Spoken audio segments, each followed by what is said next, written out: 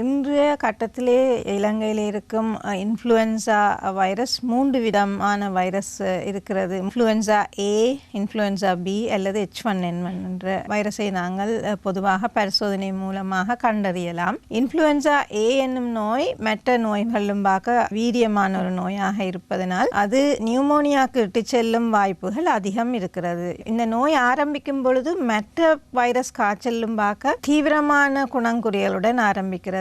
விசேஷமாக கடுமையான காய்ச்சல் கூட மற்றவர்களும் பார்க்க அதிகமாக நோயாளிகளாக இருக்கிறார்கள். எம்மி நடக்க முடியாது, மூச்செடுப்பதிலே கஷ்டம், மிகவும் சோர்வாக இருப்பார்கள், வாந்தி இருக்கலாம். இது சாதாரண வைரஸ் காய்ச்சல் இல்லை, இதற்கும் மேலதிகமாக இருக்கக்கூடும் என்ற இடத்திலே நாங்கள் அந்த த்ரோட் ஸ்வாபை செய்வோம். கொரோனாவுக்கு செய்யும் அதே போன்ற ஒரு பரிசோதனையை நாங்கள் செய்கிறோம். அந்த வைரஸ் பரீட்சணை முடிவிலே இன்ஃப்ளூயன்சா A இருந்தால் பொதுவாக நாங்கள் அவர்களுக்கு இந்த சிகிச்சை முறையை கொடுத்து அதை கட்டுப்படுத்த முடியும். இன்ஃப்ளூயன்சா B என்ற வைரஸ் காய்ச்சல் அதிகமான தீவிரமான காய்ச்சல் இல்லை, அதற்கு நாங்கள் பொதுவாக சிகிச்சை கொடுப்பதில்லை. ஆனால் ஒரு தனிப்பட்ட ஒருவருக்கு இந்த இன்ஃப்ளூயன்சா B காய்ச்சல் மிகவும் கடுமையாக இருந்தால் அவருக்கும் நாங்கள் பிரத்யேகமான ஒரு மருந்தை நாங்கள் ஆன்டிவைரஸ் ட்ரக் என்று சொல்லுவோம், அதை கொடுக்கக்கூடியதாக இருக்கிறது.